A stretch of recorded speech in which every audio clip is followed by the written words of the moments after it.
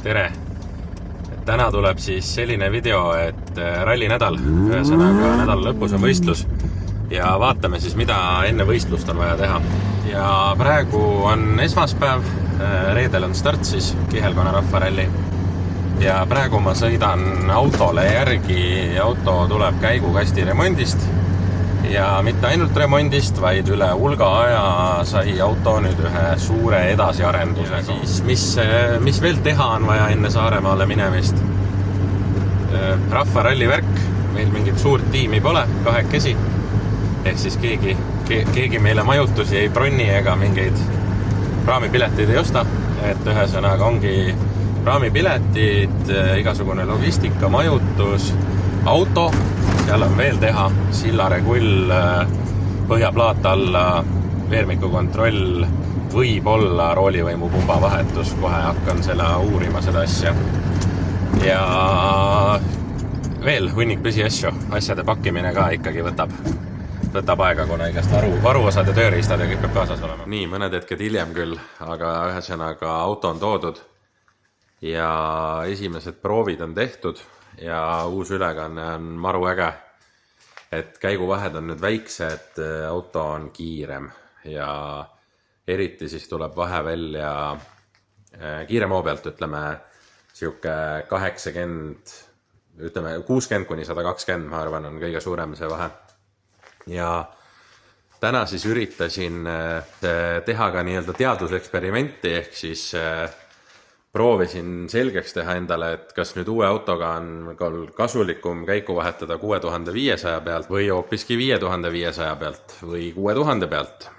Kujutasin ette, et see eksperiment on suht lihtne. Ma tõmbasin endale äppi, ma panin endale nii-öelda spidomeetri telefoni, siis ma panin GoPro käima ja tegin nii-öelda kordusranne järjest.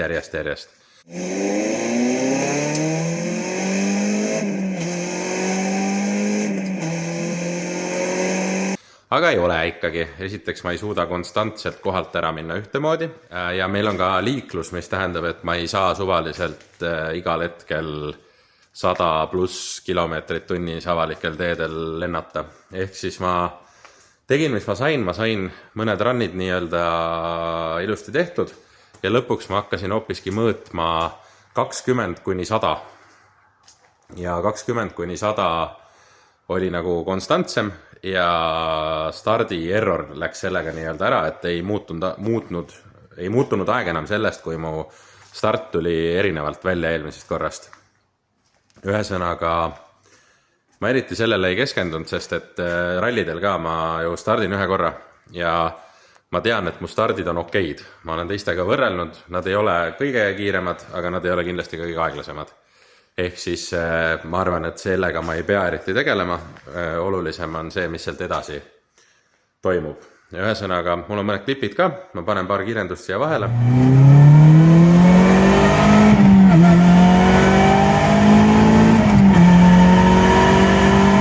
Aga lõpuks ma ikkagi suutsin saada kätte info hoopis teistmoodi.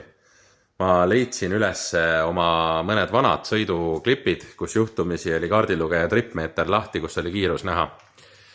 Refi mõõt oli sama, auto oli sama, ülekanne ja käigukasti olid erinevad. Kaal ei olnud sama, kuna kaardilugeja oli kõrval. Ja siis ma hakkasin selle kaudu hoopiski nagu üritama võrdlust tekitada ja lõpuks ikkagi sain oma head uudised kätte. Et käigukasti upgrade 0-100 umbes, ma tahaks öelda pool sekundit muutis. Küll aga vaatasin ma ka vanu konkurentide videosid, mõnel on GPS-i kiirus peal ja kõrvutasin neid siis oma vanade ja praeguste kiirendustega. Jõudsin selleni, et kuskil seal 30-40 alates kuni 100 sain ma kätte nagu mitmel korral ja seal tundus vahe suurem võrreldes teiste autodega. Et eks võistlus on tõehetk selles suhtes, et praegu ma ei tea seda, aga hetkel mulle tundub, et jah, 0-100 pool sekki ja siukene 40 kuni 120, ma tahaks arvata, et vähemalt sekundiline nii-öelda paremuse poole liikumine. ja kui me nüüd omakorda võtame, et mitu korda me kiiruskatsel kiirendame selliseid kiirendusi, siis üsna mitu. Sekund tundub nagu liiga optimistlik isegi, võib-olla on veits vähem. Et selle varjus võiks nagu äge olla. Täitsa ootan reedet, saaks sõita. Ja igal juhul töö on asja ette läinud ja liikumine on õigele poole ja videotest näete ka, kui väiksed on käiguvahed, et tuur üldse ära ei kukugi, jõud on kogu aeg taga. Ja miks ma üldse eksperimenteerin? Sellepärast, et mul dünotest annab 131 kilovatti 6400 pöörde peal ja 198 newtonit 4500 pöörde peal umbes. Ehk siis, kui ma nagu väändes tahaksin sõita, ma peaks varem käiku vahetama, aga samas kui kilovatti vaadata, siis peaks just nimelt 6500, aga mitte üle. Üle selle ei tohi lasta, sest enne piirajata. Ta enne piirajasse minekut tõmbab tegelikult millegi pärast juba nagu kinni. Et nii siis on. Praegu ma ütleks nii, et ma lähen võistlusele, ma seadistasin endale ära ka käiguvahetustule ja käiguvahetustule panin 6200 peale. Ehk siis ma arvan, et ma proovin vahetada käiku kuskil 6200, 6300, 6400. Ja nii on. Jätkame. Homme on mõned pisiasjad veel teha. Tagumised vedrud vahetada, üle vaadata kõik veel, aega veel on 2 päeva. Ja Sillare kullis võiks käia, ma vaatan veel, kas on vaja, ma ei tea, praegu on rool jube hästi otse, ma ei tea, mõõdan mõõdulindiga ära, et kas ta, kui mulle tundub, et ongi nii, siis ma ei lähe võib-olla. Auto kõrgus paika panna kindlasti, reedel peaks kõrge autoga sõitma, kuna hästi liivane katse vist on tulemas, täna tuli info selle kohta. Enne võtsin mõõdulindiga kõrgused, et ma tean, mida ma tahan ja siis ma selle järgi saan seal sättida, et saaksin kätte soovitud tulemusega. See on suht igav töö, ma seda väga palju filmida ei viitsi, et ühesõnaga mordid alt, teised vedrud peale, tagasi alla. Üks pool on paigas, teine pool on varsti paigas. Päris korralik Lego on see sellepärast, et on võimalik panna 5 erinevat moodi kokku.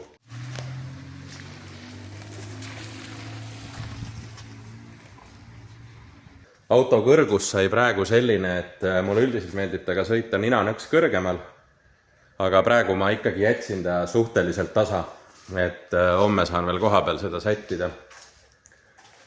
Muid üllatusi õnneks ei olnud, et ma vaatasin ikkagi, vähemalt visuaalselt suht põhjalikult kõik üle.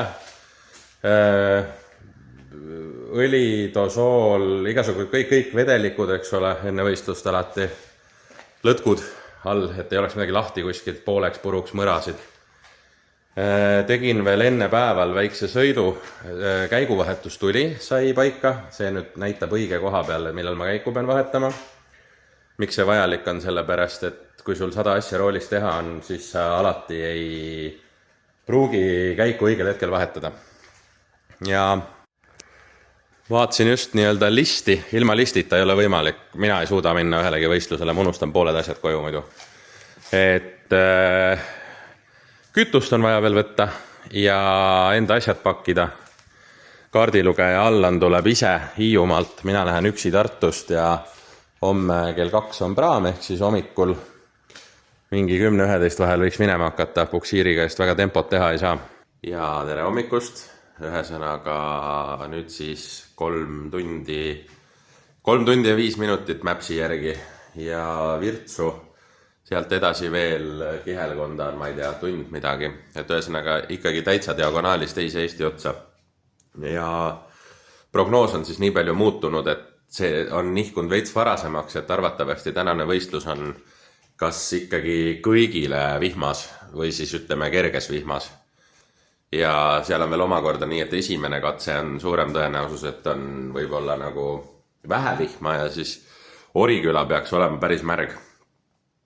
Ma ei tea, see saab olema väga huvitav. Ma olen ükskord sõitnud seda Oriküla niimoodi, et rada ei näinud. Vett oli nagu mingi, reaalselt rajale nii palju vett igal pool. Ühesõnaga väga äge. Ja siis tihti küsitakse, et nii-öelda motosportlaste käest üldse, et kas on närv ka sees, ma alati naeran, et ei ole, et ei ole. Mul kuidagi seda nagu ei ole, et sõitma peab. Pigem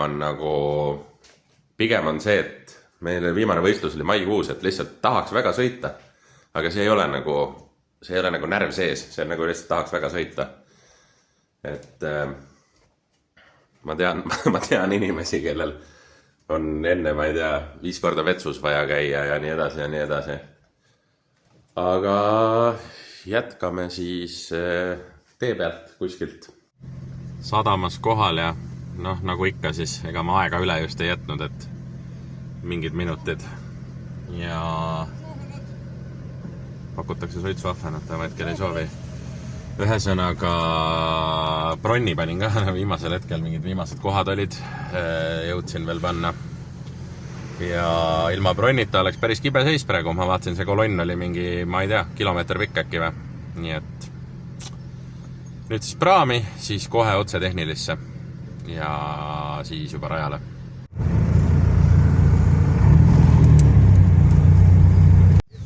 Ühesõnaga oleme stardis või noh, ootame starti. Peame õigel hetkel sisse sõitma, andma ajakaardi. Peame jälgima, et ei magaks seda maha. Ja siis on katse. Ülesõit oli 55 minutit ette nähtud. Ja me oleme Saaremaal Järise. Pidi olema, juba on info, et ääretult pehme ja liivane. Need kaadrid tulevad siis onboard kaamerast. Ma mõned jupid panen sellesse videosse. Ja pidi olema väga aukus, väga rööpas ja juba pidi olema oht, et ei saa üldse lõpuni sõita, et lõpetatakse vahepeal ära. Et ainult osad autod saavad, aga eks näeb, meil on õnneks asi hästi, selles mõttes meil on auto kõrge.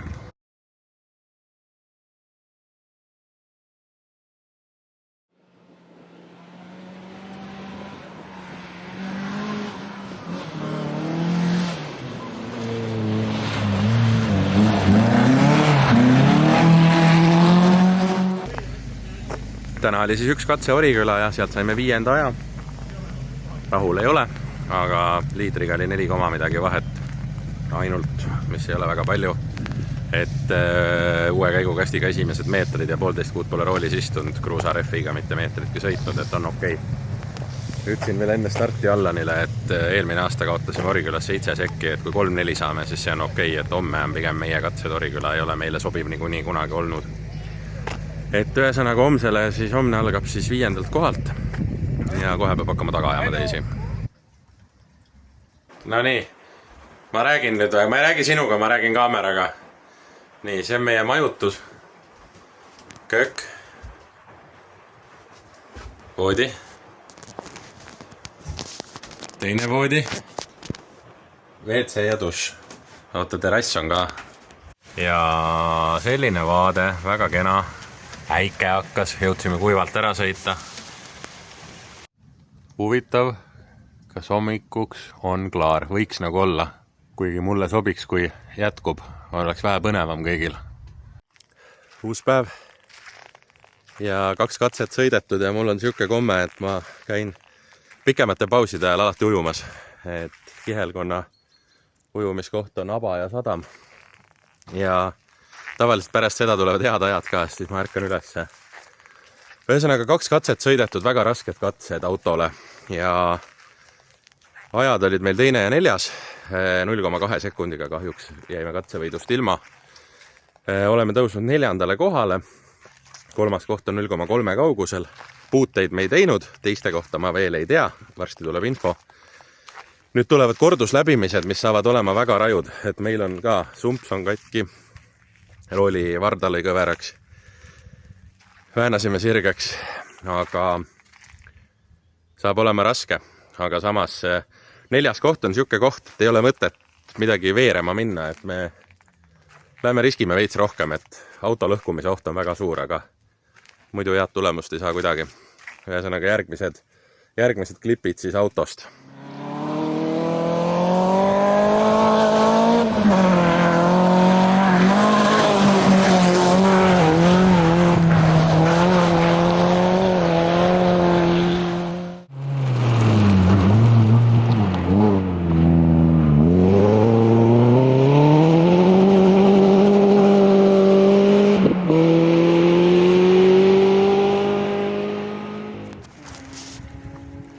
Kõik kahjuks.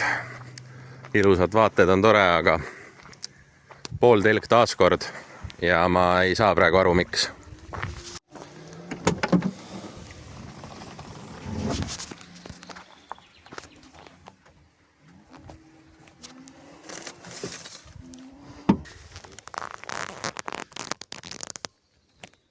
aga noh, kõva. Vähemalt saime natuke sõita, et ei läinud kohe esimesel katsel. Ja loomulikult nagu ikka, katkestamine kolmandalt kohalt, see kolmas on mingi neetud koht, siis on alati pooleli jäänud, kui kolmandad oleme olnud reaalselt.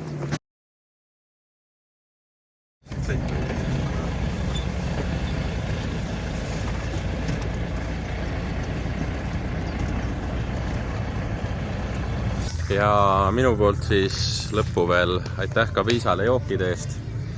Ja kuna ma tean, et seda kanalit vaatavad ka paljud tehnikainimesed, siis kui kellelgi on välja pakkuda mingisugune toimiv pooltelje otste lahendus ABF-i stokk asemele, mul on siis ühesõnaga samad poolteljed, mis Golf 2-l on ka all 1.8 GTI-l vist. Välimised otsad on probleemsed, nendega peab tegelema. Kui siin on keegi, kellel on sellele lahendus või tahab lausa teostada selle lahenduse, siis kirjuta mulle ja olen sellest kindlasti väga huvitatud.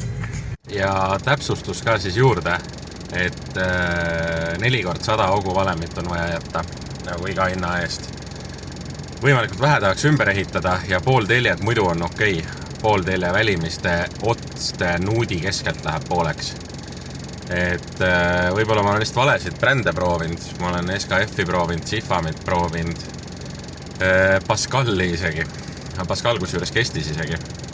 Et ühesõnaga, kui kellelgi on kas midagi tarka öelda, mida ta on oma nahal järgi proovinud, näiteks mõne võidusõidu Golfiga või Jetiga, või siis on mingisugune hea lahendus, äkki näiteks Läti rallikrossi mingi tuttavatelt või mida iganes, siis ole hea, kirjuta mulle, anna teada.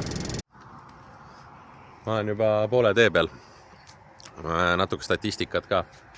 Ühesõnaga 5 katset saime läbitud, 6. katkestasime, 8 oli kokku muidu. Siis me katkestasime 23. kohalt, mis on Saaremaal vist nii kõrgel me varem pole olnud. See on siis 130 autost umbes. Ja esiveolistest olime 4. sellel hetkel, kui võtta kõik esiviolised. Ehk siis nüüd ma natukene rahulikult sain järgi mõelda, kergelt videosid vaadata. Käigukasti täiendused läksid asja ette. Auto on selgelt kiirem, eriti hästi tuleb see välja 3. ja 4. käiguga. Et tegelikult sinnani oli jube hea kõik. Ja oli juba sõidumoodi uuesti ja vahed olid väiksed ja katkestasime 3. kohalt 0,9 sekundit teise kohaga vahe. Pool hooaega on veel ees, nii et kõike saab veel juhtuda. Järvamaa rahvaralli, Kehala rahvaralli, Hiiumaa rahvaralli on veel tulemas. Võistlusref on siis Pirelli K6 ja seisukord on neil selline. Nendega saab kindlasti veel sõita.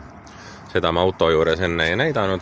Kuna autol on vaba pinda palju ja igaks juhuks ütlen välja selle, et kui keegi sooviks oma mitte ainult firma logo, vaid näiteks oma nägu või sõbrale palju õnne sünnipäevaks või mida iganes auto peale, siis võtke ühendust. Et tegelikult meil oli vahepeal ühe lähedase sõbraga üks ambitsioonikas plaan teha sellest kinnisvaraettevõtte reklaampind. Ja siis tegelikult raja ääres on inimesi väga palju ja hetkel jäi see soiku, aga olen paar korda läbirääkimistes olnud, mõtteid on olnud erinevaid, et ei pea olema pisike firma logo kuskil nurga peal, võib midagi palju huvitavamat olla. Ja kui kellelgi on huvi, siis võta ühendust selles suhtes, et ilmselgelt ma sõidan oma jõududega ise edasi ka.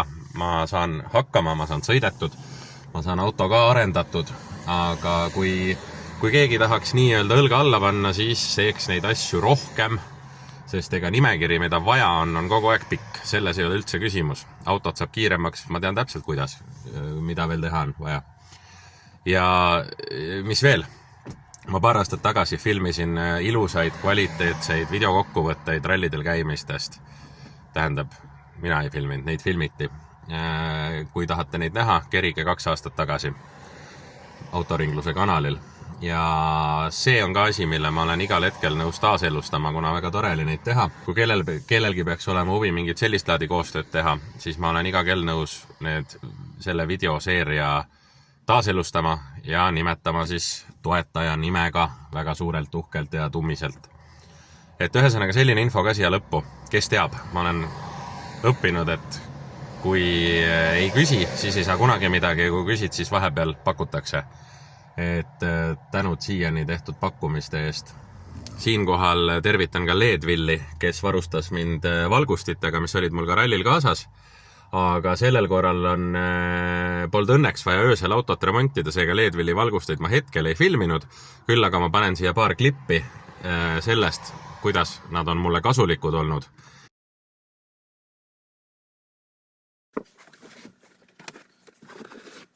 Ja tänud Leadvillile. Eelmises videos oli juttu teistest tegemistest Pablo Burgerist, Paradise Beach baarist.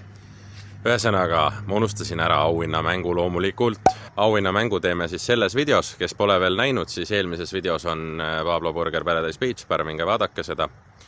Ja kõik, kes kirjutavad kommentaariumisse, millist burgerit nad sööksid, nende vahel loosime välja õhtusöögi 2 ja ise võib valida, kas Paradise Beach baris Hiiumaal või Pablo Tartu. Ehk siis mine beachbar.ee või pablo.ee, vali välja burger, mis tundub kõige ägedam, kirjuta selle nimi kommentaariumisse ja osaledki juba loosis. Ja nimetatud auhinda saab välja võtta selle hooaja lõpuni, ehk siis septembrini umbes, ja ise võid valida, kas Tartus või Hiiumaal. Ühesõnaga, selle video võib ära lõpetada, kahjuks tuleb siuke vähe kiirem video.